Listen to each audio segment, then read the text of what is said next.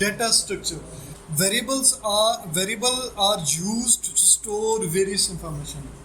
यानी अगर हम वेरिएबल के वाले से देखें तो बेसिकली हम क्या कहते हैं कि वेरिएबल स्टैटिस्टिक्स के पॉइंट ऑफ व्यू से हो या आर लैंग्वेज के हिसाब से हो या एसपीएसएस के हिसाब से हो, वेरिएबल में हम क्या करते हैं, इंफॉर्मेशन स्टोर करने के लिए यूज़ करते हैं। In computers variables are reserved memory locations to store these information. Computer के पॉइंट ऑफ व्यू से वेरिएबल क्या है कि मेमोरी में एक लोकेशन, एक स्पेस लोकेट कर ली जाती है, प्री ऑक्यूपाई कर ली जाती है कि यहाँ पर ना वेरिएबल का डाटा स्टोर हो। When you create a variable, you reserve some space in memory. यानी जब हम कहते हैं कि x is equal to c 1 2 3 4 commas के साथ जब हम पुट करते हैं तो क्या होता है कि रैम में एक स्पेस ऑक्यूपाई हो जाती है और उसमें x वेरिएबल की वैल्यूज जो स्टोर होना शुरू हो जाती है। ठीक है। One may like to store information of various data like character, integer, float points and booleans, etc. यानी अब आपके पास डिफरेंट किस्म के डाटा है, कुछ डाटा न्यूमेरिकल है, कुछ आपके पास अल्फाबेटिकल डाटा हो सकता है, डेसिमल वाला डाटा हो सकता है, डिस्क्रीट डाटा हो सकता है, इवन ऑडियो, वीडियो, इमेजेस हो सकते हैं। वो सारा का सारा जो डाटा है वो आप उस मेमोरी लोकेशन पे स्टोर कर सकते हैं, वेरिएबल में स्टोर कर सकते हैं। अब इसका मतलब ये हुआ कि आर में डिफरेंट टाइप ऑफ डाटा आप यूज़ कर सकते हैं, क्योंकि हमने कैरेक्टर की बात की, इंटीजर की बात की, फ्लोट की बात की। ठीक है, इसका मतलब है कि डाटा की डिफरेंट टाइप्स हैं आर के पॉइंट ऑफ व्यू से। पहले आपने जो डाटा की टाइप्स पढ़ी थी वो क्या थी, स्टैटिस्टिक्स के पॉइंट ऑफ व्यू से वो किस तरह से थी, एक तो था फॉर एग्जांपल प्राइमरी या सेकेंडरी, या फिर आपने उसे एक और तरह से लिया था कॉन्टिन्यूस डिस्क्रीट, या फिर आपने उसे क्वालिटेटिव और क्वांटिटेटिव, या फिर उसने अपने लिए लेवल ऑफ मेजरमेंट के लिहाज से ये नॉमिनल स्केल डाटा है, ये ऑर्डिनल है, ये रेशियो या इंटरवल है। अब हम उसकी बात नहीं कर रहे, अब हम आर लैंग्वेज के लिहाज से बात कर रहे हैं, क्योंकि आर लैंग्वेज में जो डाटा स्टोर होने हैं वो कंप्यूटर में स्टोर होने हैं। कंप्यूटर में जो डाटा टाइप है उसे हम किस तरह से क्लासीफाई करेंगे कि या तो आपके पास डाटा जो है वो नंबर्स के फॉर्म में होगा, या कैरेक्टर्स होंगे, या लॉजिकल होगा, यानी yes no true false type data होगा आपके पास। अरेज होंगी, अरेज का भी हमें आइडिया हो जाएगा, वेक्टर्स होंगे, लिस्ट होगी, डाटा फ्रेम होगा। ये डिफरेंट डाटा टाइप्स हैं जो आर में हम यूज़ कर सकते हैं। ये वन बाय वन हम देखेंगे और इस पर काफ़ी काम भी करेंगे। पहला जो काम है वो है वेक्टर्स का, यानी पहला जो सिंपलेस्ट डाटा जो वेरिएबल बनता है वो वेक्टर डाटा टाइप बनती है, और वेक्टर पे हमने ऑलरेडी काम किया हुआ है। अगर आप रिकॉल करें, कल भी और अभी भी हमने कुछ देर पहले किया था कि ये जो सी फंक्शन है इसके ज़रिए से आप एक वेरिएबल बना सकते हैं। ठीक है, और इससे हमने क्या कहा था, ये कंकैटिनेशन के लिए यूज़ होता है, और ये वेरी बेसिक डाटा टाइप है, यानी सबसे बेसिक डाटा टाइप आप क्रिएट करने जा रहे हैं वेक्टर्स के ज़रिए से, और इसमें डिफरेंट क्लासेस स्टोर हो सकती हैं। क्लासेस से यहाँ क्या मुराद है कि हर डाटा की एक अपनी क्लास है, यानी वो कैरेक्टर्स क्लास से है, वो स्ट्रिंग क्लास से है, फॉर एग्जांपल न्यूमेरिक क्लास है, इस तरह से वो क्लासेस बनाएंगे उसमें। ठीक है, तो अभी हमें क्लासेस का इतना फ़ायदा नहीं होगा, लेकिन फ़िलहाल आप जो है C 1 2 3 4 कॉमास के साथ लिखेंगे तो आपके पास एक वेक्टर क्रिएट हो जाएगा, और अगर आप इसे x के बराबर कर देंगे, x equal to c, then आपके पास एक वेक्टर क्रिएट होगा जिसका नाम आपने x रख दिया। x एक वेरिएबल होगा, टेक्निकली वो क्या होगा, वेक्टर होगा। इसी तरह से आप वेक्टर एक और तरह से भी क्रिएट कर सकते हैं, SEQ से। SEQ से मुराद है सीक्वेंस, एक ऐसा डाटा बनाना जो एक सीक्वेंशियल डाटा बनाएगा। सीक्वेंशियल डाटा से क्या मुराद है, डाटा तरतीब से बताएगा। मसलन आपने 1 से लेकर 10 तक की डिजिट लिखनी है, तो आप क्या कर सकते हैं, SEQ ब्रैकेट 1 10 और बाय इक्वल टू 2। यहाँ पे मैंने बाय यूज़ कर दिया, बाय से मुराद है कि 2 का गैप, 1 1 के बाद 3 3 के बाद 5 5 के बाद 7 7 के बाद 9, 1 से 10 के दरमियान ऑड डिजिट प्रिंट हो जाएंगे। ठीक है, इसी तरह से SEQ 0 से 50 लेंथ इज इक्वल 11, 0 से 50 के दरमियान 11 डिजिट जो है वो लिखनी है। इस तरह से sequence 1 to 50 length is equal 11। अभी मैं ऐसे करके भी दिखा देता हूँ, और हम इसमें डिफरेंट वेरिएशन और भी करते हैं।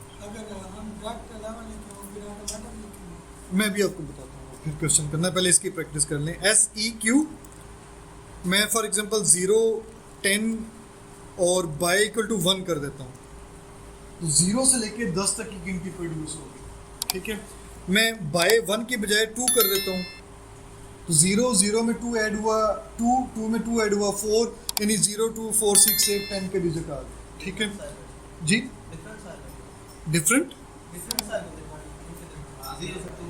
हाँ, बाय 2 2 का इंक्रीमेंट, ये इंक्रीमेंट कहलाएगा। बाय का 2 का मतलब है 2 का इजाफा, हर अगले डिजिट में 2 का इजाफा करते हैं।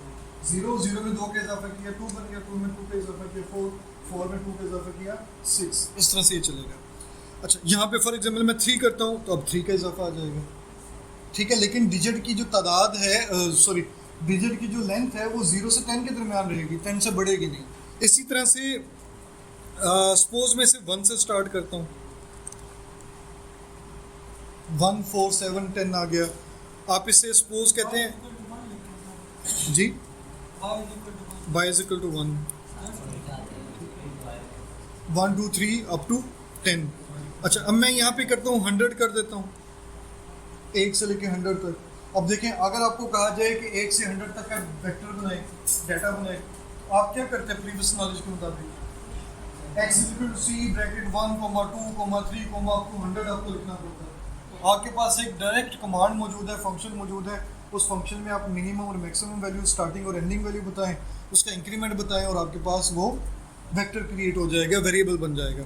और यहाँ पे अगर मैं 2 कर दूँ तो सारे ऑड नंबर्स आ जाएंगे 1 से 10 के दरमियान। और इवन अगर आप देखें, मैं एक और चीज़ चलें, अगर मैं इसे सम कर लूँ तो 1 से 100 के दरमियान जितने भी ऑड नंबर्स हैं उनका टोटल भी आपको मिल जाए। यानी कोई इस तरह की मैथमेटिकल कैलकुलेशन अगर आप कहीं पे यूज़ करना पड़े तो वो भी कर सकते हैं। अच्छा, अब हम इसका कोई और लेते हैं, हम इसे लेंथ इक्वल टू सपोज मैं कहता हूँ 10। तो देखें उसने क्या किया कि आपको टोटल 10 डिजिट दे दिए 1 से 100 के दरमियान। अच्छा, मैं इसे थोड़ा सा चेंज करके लिखता हूँ, देखते हैं आपको पॉइंट क्लियर होता है या नहीं। मैं यहाँ पे 5 लिख देता हूँ जी। अब देखिए, हमने कहा कि एक ऐसा सीक्वेंस बनाना है जिसमें टोटल डिजिट कितने होने चाहिए, 1 से 5 के दरमियान, और उनकी तादाद कितनी होनी चाहिए, 10। उसने क्या किया, अपने इंटरनल एल्गोरिथम की बेस पे 1 से लेके 5 के दरमियान आपको 10 डिजिट दे दिए। इस 9 का क्या मतलब है, ये 9th ऑब्जर्वेशन है, ये 10। 1 से 5 के दरमियान जितने भी पॉसिबल डिजिट थे उन्हें 10 में डिवाइड कर दिया, 10 डिजिट बना दिया। अगर उन्हें वैसे खुद करना हो तो ये थोड़ा मुश्किल काम हो जाता है। यानी मैं आपको कहूँ कि 1 से 5 के दरमियान मुझे 10 डिजिट बना दें तो वो आप नहीं बना सकते, इसलिए प्रॉपर सीक्वेंस के साथ वो आपको डिजिट बना दें। इसी तरह से आप डिफरेंट और चीज़ें यूज़ कर सकते हैं। अगर मैं सपोज यहाँ पर इस तरह से लिख दूँ SEQ 1,10 और कुछ भी ना लिखूँ, एंटर कर दूँ, यानी अगर आपने बाय डिफ़ॉल्ट 1 इंक्रीमेंट लेना है तो फिर आपको बाय लिखने की ज़रूरत नहीं। अच्छा, सिर्फ यही नहीं है, यहाँ पे एक और काम भी इंटरेस्टिंग है। मैं कहता हूँ सपोज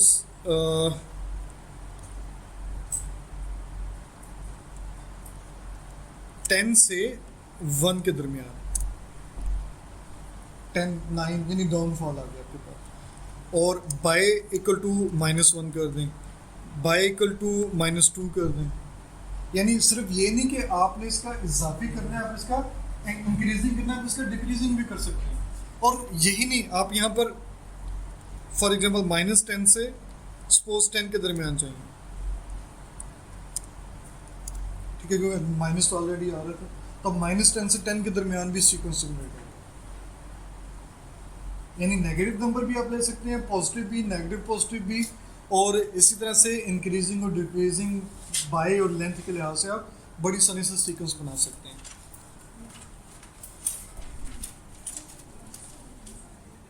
जी, यहाँ पे फर्दर एग्जांपल भी है, तकरीबन हम ये मेरे ख्याल रिपीट कर चुके हैं। इसमें एक और बड़ा इंटरेस्टिंग ऑपरेटर भी है वेक्टर बनाने का, वो है कॉलम ऑपरेटर। यानी बजाय इसके कि आपने 1 से 10 तक का बनाना है, सीक्वेंस के जरिए से आप 1 से 10 तक का वेक्टर बड़ी आसानी से एक और तरह से भी बना सकते हैं।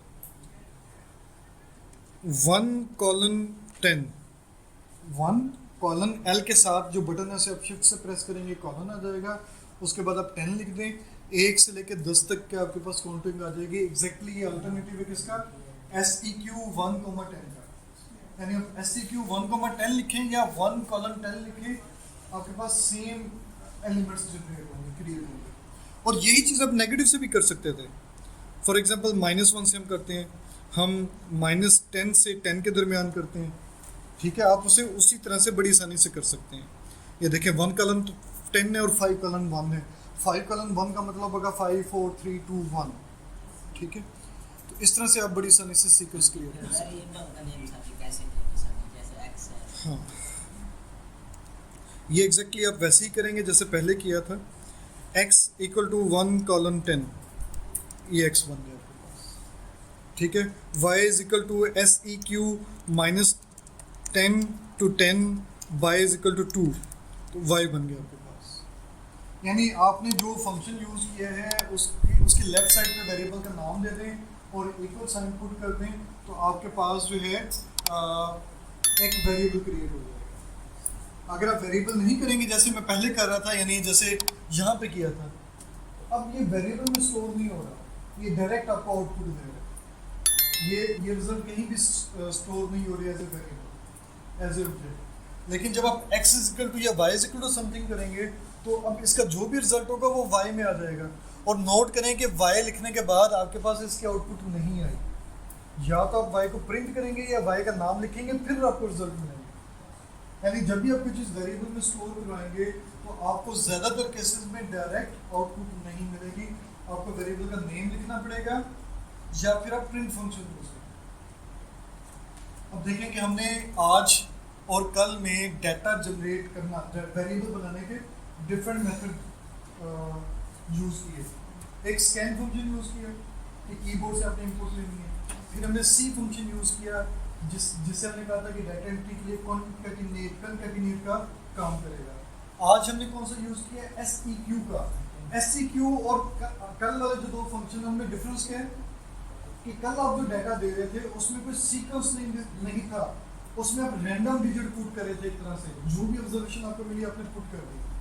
आज हमने जो वेक्टर क्रिएट किया है SEQ या कॉलम से, उसमें बेसिकली क्या किया है कि अगर आपको किसी सीक्वेंस से कोई डाटा चाहिए, किसी खास तरतीब से चाहिए, उस तरतीब से क्या मुराद थी कि आपको सीरियल नंबर चाहिए, आपको रैंकिंग चाहिए, ऑर्डर चाहिए आपको, तो आप SEQ या कॉलम ऑपरेटर से भी कर सकते हैं, ठीक है।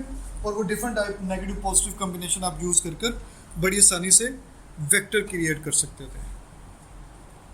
अच्छा, अभी तक हमने जितनी भी टाइप यूज़ की थी, ये सारी की सारी न्यूमेरिक डाटा टाइप हमने यूज़ की है। यानी एक्स वेरिएबल में हमने जो कुछ स्टोर करवाया वो नंबर्स थे, वाई में जो स्टोर करवाया नंबर थे, सी फंक्शन हमने जो यूज़ किया उसमें हमने नंबर पुट किए, हमने सीक्वेंस फंक्शन पुट किया उसमें भी नंबर थे, कॉलन ऑपरेटर था उसमें भी नंबर थे। लेकिन हमारा डाटा नंबर्स के अलावा भी हो सकता है। जैसे इस वक्त करंट आपको एग्जांपल आ रही है, नज़र आ रही है। पहला जो डाटा आपके पास है ये वाला, पहली एग्जांपल n=n। अच्छा, एक चीज़ और मैं भूल जाऊँ, अभी रिकॉल कर देता हूँ। आपने यहाँ पर एक थोड़ी सी डिफरेंस नज़र आया होगा आपको कि मैं आपको जो x = करवा रहा हूँ और यहाँ पे लेस देन और नेगेटिव साइन यूज हो रहा है। किसी को इसका डिफरेंस पता है? आर का अपने वो वर्कशॉप तो ली हुई है ना, कल आप बता रहे थे। देखिए, मैंने अभी तक जितने भी वेरिएबल बनाए हैं x = लिखा है। यहाँ पर जो मैं आपको दिखा रहा हूँ या बता रहा हूँ, x के बाद इक्वल साइन नहीं है, लेस देन और नेगेटिव साइन है। इसकी क्या वजह हो सकती है जी?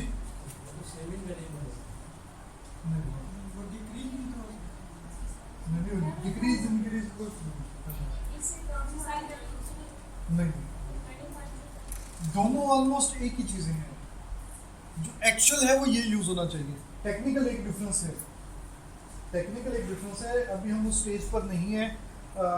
ये भी वही काम कर रहे हैं जो इक्वल साइन कर रहे हैं। इसे कहते हैं असाइनमेंट ऑपरेटर। ये हमारे पास क्या था? प्रॉम्प्ट। और ये क्या है? Assignment operator.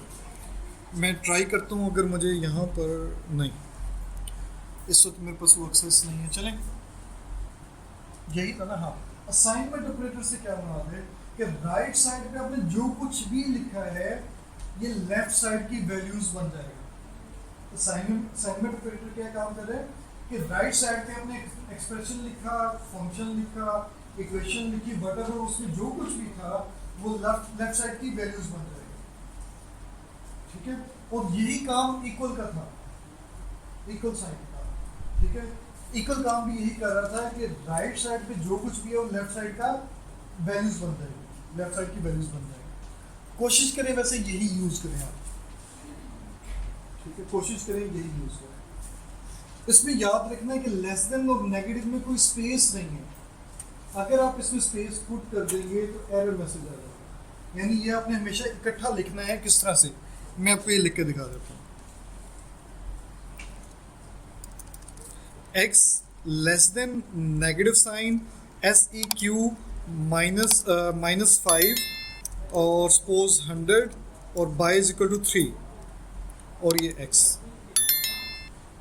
ठीक है। इक्वल की बजाय लेस देन और नेगेटिव ये आपने इकट्ठा लिखना। और अब देखें, अगर मैं इसे इस तरह से करूं, मैंने बगैर कुछ सोचे समझे स्पेस दे दी, तब क्या होगा? अब ये कुछ और बन गया। वो कुछ क्या बना? नहीं, टेक्निकली क्या बना? नहीं। देखिए, अब यहाँ पर एक बड़ी इंटरेस्टिंग आउटकम आई है आपके पास। वैसे अगर कोई एक्सप्लेन कर दे तो मैं उसे फुल सच समझूंगा। नहीं नहीं, क्योंकि जो नेगेटिव साइन है ना वो करेक्ट है। नेगेटिव साइन के से भी outcome negative value negative value पूरी नहीं, बाकी तमाम वैल्यू बहुत है। नहीं, नेगेटिव के साथ इसके साथ कोई ताल्लुक नहीं। एक्चुअली हुआ क्या, प्रॉब्लम क्या हुई?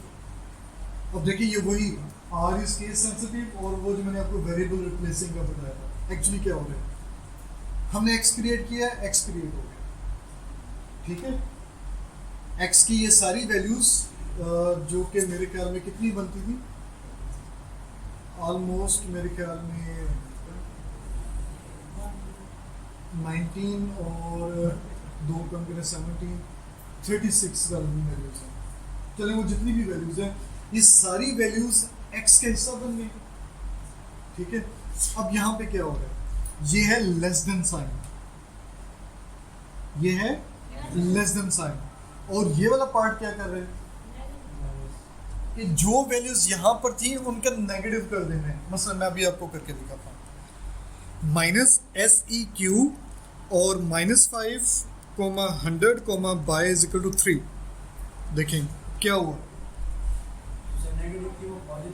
SEQ -5, 100, y equal to 3। देखें क्या हुआ, एक सीक्वेंस जनरेट हुआ। इससे पहले जब हमने नेगेटिव पाई साइन पुट किया तो नेगेटिव वाली पॉजिटिव बन गई और पॉजिटिव वाली नेगेटिव बन गई, ठीक है। ये पॉइंट समझ आ गया। अब यहाँ पे क्या होगा, हम यहाँ पे एक कंडीशन अप्लाई कर रहे हैं कि does x is less then this. अब क्या होगा, x की पहली वैल्यू क्या है, -5। x की पहली वैल्यू -5, ठीक है।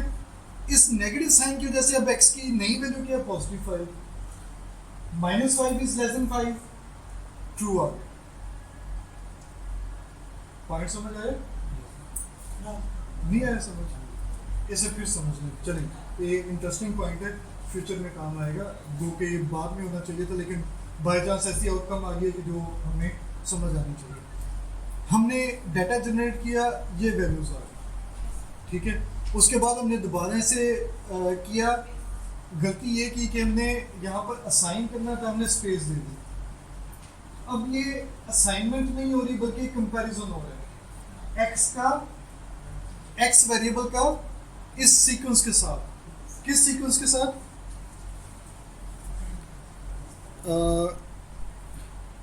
इस पूरे सीक्वेंस के साथ। अब x की पहली वैल्यू क्या है, -5। जब आपने इस माइनस सीक्वेंस को रन किया तो आपके पास आउटकम क्या है, 5। पहला एलिमेंट बात कर रहा हूँ। अब आप देखेंगे 5 -5 इज, यानी यहाँ पर -5 आ रहा है और यहाँ पर +5 आ रहा है। -5 इज लेस देन 5, ये ट्रू है, तो ट्रू लिखा हुआ आ गया। अब दूसरा एलिमेंट क्या है, -2, और इस सीक्वेंस का क्या बनता है, +2, -2 इज लेस देन +2, आंसर क्या आएगा, ट्रू, 1, और यहाँ पे क्या होगा, -1, +1 इज ग्रेटर देन -1, फॉल्स आ गया। तो बेसिकली हमारी एक छोटी सी मिस्टेक से असाइनमेंट ऑपरेटर की बजाय एक लॉजिकल कंपैरिजन हो रहा है। अगर आप यानी अब यहाँ पे दो तरह से पॉसिबल है, बाय चांस ये ऐसा हुआ कि वेरिएबल ऑलरेडी क्रिएट था, हमने असाइनमेंट ऑपरेटर में स्पेस दी लेस देन और नेगेटिव साइन में, तो उसमें एरर आने की बजाय क्या हुआ, कंपैरिजन हो गया। मैं आपको एक्चुअली जो बताना चाह रहा था वो इस तरह से था कि suppose x is less then -c of 1 4 5 6 वगैरह। अब देख हम वेरिएबल ही चेंज करते हैं, ठीक है। मैं कहता हूँ कि suppose x1 is less then -c of 1, देखिए ठीक है, एक एरर मैसेज आ गया, x1 not found, object x1 not found. तो बेसिकली स्टिल काम क्या हो रहा है, कंपैरिजन हो रहा है। इन वैल्यूज का x1 के साथ कंपैरिजन हो रहा है कि इसकी जो वैल्यूज हैं वो इससे स्मॉल है या नहीं है, लेकिन चूंकि ये वेरिएबल एग्जिस्ट ही नहीं करता, इसकी वैल्यूज ही नहीं है, कंपैरिजन नहीं हुआ, तो उसने आपको बता दिया कि देयर इज सम एरर। वो एरर क्या है कि ऑब्जेक्ट ही एग्जिस्ट नहीं है। अच्छा, अब बात हमने यहाँ से स्टार्ट की थी। अब ये जो n less than negative sign और उसके बाद 25 है, जब आपने सिंगल डिजिट लेना है, सिंगल एलिमेंट लेना है, तो फिर हमें सी फंक्शन यूज करने की जरूरत नहीं है। आप इस तरह से देखिए, जब आपने एक से ज्यादा एलिमेंट वेरिएबल में पुट करने हैं, देन आप कम से कम सी फंक्शन या स्कैन फंक्शन यूज करेंगे, और सी फंक्शन में आप हर वैल्यू को कोमा से सेपरेट करेंगे। और दूसरा पॉइंट ये याद रखना, कल मैंने आपको करके भी दिखाया था, आप चाहें तो यहाँ पे स्पेस पुट कर सकते हैं कोमा के बाद, चाहें तो ना भी पुट करें। आप एक से ज़्यादा स्पेस भी दे सकते हैं कोमा के बाद, और स्पेस नहीं भी हो सकती, ठीक है। लेकिन अगर आप 2 कंसेक्टिव कोमा दे देंगे, जैसे कल हमने किया था, 2 कोमास भी का एरर मैसेज आ जाएगा, वो आपको बताएगा कि फला नंबर जो एलिमेंट है वो मिसिंग है, यानी इसका मतलब है कि एक कोमा से दूसरे कोमा के दरमियान आपने कोई वैल्यू प्रोवाइड नहीं की। तो यहाँ पर हम जो वेरिएबल क्रिएट कर रहे हैं, इस वक्त वो ए वेरिएबल क्रिएट हो रहा है, जिसकी वैल्यूज 1 से लेकर 5 तक, और फिर एक -2 एलिमेंट बनेगा, ठीक है। इसी तरह से आप चाहें तो कैरेक्टर वेक्टर भी बना सकते हैं, यानी आप जैसे मेल फीमेल आपने एक वेरिएबल बनाना है, यानी वेरिएबल की वैल्यूज मेल फीमेल शो करनी है, ग्रेड शो करने हैं, 1 2 3 शो करनी है, तो आप उसे डबल कोट्स में लिखेंगे, डबल कोमास में लिखेंगे, जैसे यहाँ पे आपके पास लिखा हुआ है। एक लॉजिकल वेक्टर भी आप बना सकते हैं, ट्रू फॉल्स का, 0 1 आपकी फॉर्म में आने वाली, ये लॉजिकल वेक्टर कहलाता है। ये जो है बाइनरी वेरिएबल भी आप हम स्टैट्स की वजह से कर सकते हैं, हमें बाइनरी वेरिएबल की ज़रूरत हो सकती है, या जो है किसी कंपैरिजन के लिए हम इस तरह के वेरिएबल को यूज़ कर सकते हैं। लेकिन इससे जो वेरिएबल बनेगा, जो वेक्टर बनेगा, वो लॉजिकल वेक्टर कहलाएगा, यानी है वो वेक्टर लेकिन लॉजिकल वेक्टर है। ये भी एक वेक्टर ही बन रहा है, बी भी एक वेक्टर ही है, लेकिन ये कैरेक्टर वेक्टर है, ये भी एक वेक्टर है, लेकिन ये न्यूमेरिक वेक्टर है, नंबर्स हैं इसमें, ठीक है। इसी तरह से कम्प्लेक्स नंबर का वेक्टर भी आप बना सकते हैं, उसमें आप आई की सिंबल यूज़ करेंगे। तो स्टैटिशियंस को आमतौर पे कम्प्लेक्स नंबर की ज़रूरत नहीं पड़ती, तो हम वेक्टर में कम्प्लेक्स नंबर वाला जो डाटा है, सॉरी वेक्टर है, ये यूज़ नहीं करेंगे, लेकिन बाकी तीनों कम से कम हमें ज़रूरत पड़ सकती है, न्यूमेरिक वाला भी, वेक्टर वाला भी, और लॉजिकल।